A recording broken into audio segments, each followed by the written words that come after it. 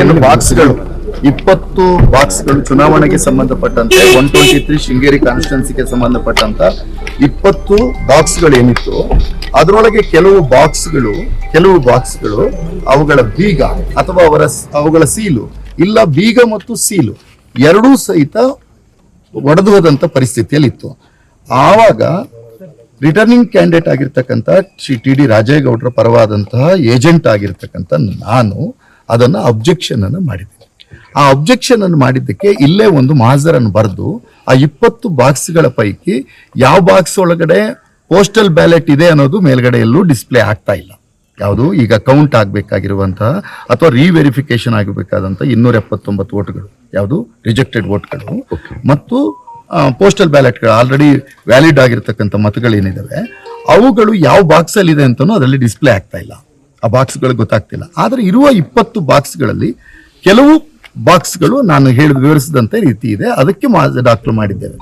ಆದರೆ ಅದನ್ನು ಯಾರು ಹೈಕೋರ್ಟ್ನಲ್ಲಿ ಅರ್ಜಿದಾರರಾಗಿರ್ತಕ್ಕಂಥ ಜೀವರಾಜ್ ಅವರು ಏನು ಅಬ್ಜೆಕ್ಷನ್ ಅನ್ನು ರೈಸ್ ಮಾಡಿಲ್ಲ. ನಾವು ಅಬ್ಜೆಕ್ಷನ್ ಅನ್ನು ರೈಸ್ ಮಾಡದೆ ಮಾಜರಿಗೆ ಸೈನ್ ಮಾಡಿಬಿಟ್ರು, ಒಪ್ಕೊಂಡ್ಬಿಟ್ರು. ನಾವು ಅದನ್ನ ಏನು ಇಂತಹ ಕಾರಣಕ್ಕಾಗಿ ನಾವು ಈ ಪ್ರೋಸೆಸ್ ಅನ್ನು ವಿರೋಧ ಮಾಡ್ತಿದ್ದೀವಿ ಅಂತ ಹೇಳಿದ್ವಿ. ಇದರಲ್ಲಿ ನಮ್ಮ ರಿಟರ್ನಿಂಗ್ ಕ್ಯಾಂಡಿಡೇಟ್ ಆದಂತಹ ಶ್ರೀ ಟಿ.ಡಿ. ರಾಜೇಗೌಡರು ಸುಪ್ರೀಂ ಕೋರ್ಟಿಗೆ ಅಪೀಲ್ ತಗೊಂಡೋಗಿಲ್ಲ. ಹೈಕೋರ್ಟಿನ ಆದೇಶದಂತೆ ಮರುವೆ ಮತ ಎಣಿಕೆ. ಸುಪ್ರೀಂ ಕೋರ್ಟಿಗೆ ಅವ್ರು ಹೋಗಿದ್ದು ಯಾವ್ಯಾವ ಕಾರಣಕ್ಕೆ ಅಂತಂದ್ರೆ ಬೇರೆ ಬೇರೆ ವಿಚಾರಗಳನ್ನ ಅರ್ಜಿಯಲ್ಲಿ ನಮೂದು ಮಾಡಿದ್ರಿಂದ ಅವನ್ನು ಕನ್ಸಿಡರ್ ಮಾಡೋಕೆ ಬರೋದಿಲ್ಲ.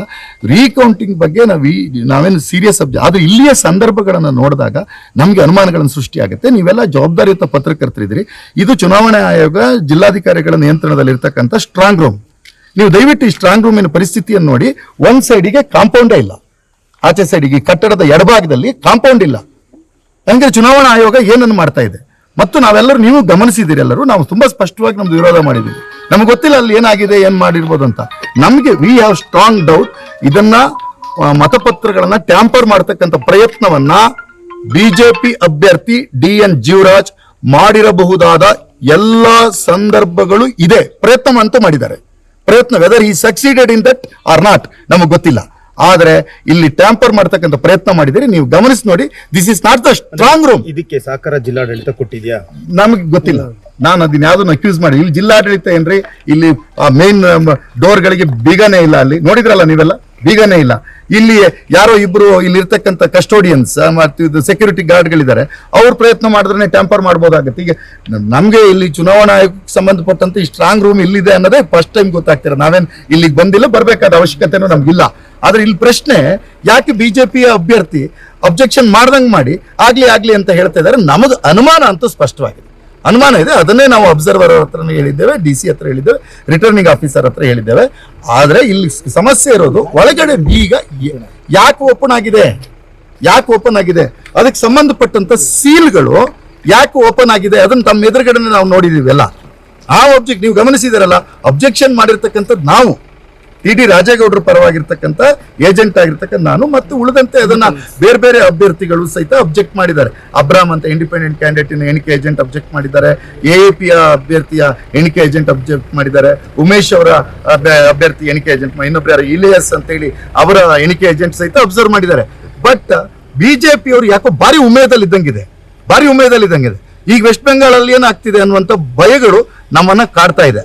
ನಮ್ಗೆ ಏನಾಗಿದೆ ಅನ್ನೋದು ಗೊತ್ತಿಲ್ಲ. ಬಟ್ ನಮ್ಗೆ ಜಿಲ್ಲಾಡಳಿತ ಉದಾಹರಣೆ ಕೊಡ್ಬೇಕಾ? ಜಿಲ್ಲಾಡಳಿತ ಅಂದ್ರೆ ಈಗ ಜಿಲ್ಲಾಡಳಿತ ಅಲ್ಲ, ಅದು ಚುನಾವಣಾ ಆಯೋಗದವರು ನಮ್ಗೆ ಉತ್ತರ ಕೊಡಬೇಕಾಗಿದೆ ಏನು ಅಂದ್ರೆ, ಆ ಸೀಲುಗಳು ಯಾಕೆ ಓಪನ್ ಆಗಿದೆ, ಕೆಲವು ಬೀಗಗಳು ಯಾಕೆ ಓಪನ್ ಆಗಿದೆ, ಕೆಲವು ಬೀಗ ಇದ್ರೆ ಅದಕ್ಕೆ ಸೀಲ್ ಯಾಕೆ ಓಪನ್ ಆಗಿದೆ, ಸೀಲ್ ಯಾಕೆ ಹರಿದು ಹೋಗಿದೆ ಅನ್ನೋದ್ರ ಬಗ್ಗೆ ಇಲ್ಲಿ ಒಳನುಗ್ಗಿರ್ತಕ್ಕಂಥ ಇಲಿಗಳು ಹೆಗ್ಗಣಗಳು ಯಾರು ಇದೆಯಾ, ಏನ್ ಸಮಸ್ಯೆ ಅನ್ನೋದನ್ನ ಚುನಾವಣಾ ಆಯೋಗ ಉತ್ತರಿಸಬೇಕಾಗಿದೆ. ಅದಕ್ಕೆ ನಾವೇನು ಬೇಕು ಆ ಮಾಜರ್ ಬುಕ್ ನಲ್ಲಿ ಸ್ಪಷ್ಟವಾದ ವಿರೋಧವನ್ನ ಮಾಡಿದ್ದೇವೆ. ಈಗ ನಾವು ಆ ರೀಕೌಂಟಿಂಗ್ ಪ್ರೋಸೆಸ್ ವಿಚಾರಕ್ಕೆ ಅಲ್ಲಿ ಹೋಗ್ತಾ ಇದ್ದೀವಿ. ಬೇಡ ಅಂತ ಅಲ್ಲ, ನಮ್ಗೆ ಈ ಸಂದರ್ಭ ಇದ್ದಾಗ ಬೇಡ ಅಂತಲ್ಲ. ಹೈಕೋರ್ಟ್ ಒಂದು ಆದೇಶ ಕೊಟ್ಟಿದೆ, ನಾವು ಅಪೀಲ್ ಅನ್ನು ತಗೊಂಡೋಗಿಲ್ಲ. ಆದ್ರೆ ಇಂಥ ಸಂದರ್ಭದಲ್ಲಿ ಇರುವಾಗ ಇದನ್ನ ಮಾನ್ಯ ಹೈಕೋರ್ಟಿನ ಗಮನಕ್ಕೆ ತಂದು ಈ ರೀತಿ ಬಾಕ್ಸ್ಗಳೆಲ್ಲ ಇದೆ, ಇದಕ್ಕೇನು ಅಂತ ಹೇಳಿ ಒಂದು ಹೈಕೋರ್ಟ್ ಇಂದ ವರದಿ ತಗೊಳ್ಳಿ ಅಂತ ನಾವು ಅಬ್ಸರ್ವರ್ ಮತ್ತು ಜಿಲ್ಲಾಧಿಕಾರಿ ಮತ್ತು ರಿಟರ್ನಿಂಗ್ ಆಫೀಸರ್ ಎದುರುಗಡೆ ಪ್ಲೀಡ್ ಮಾಡಿದ್ದೀವಿ.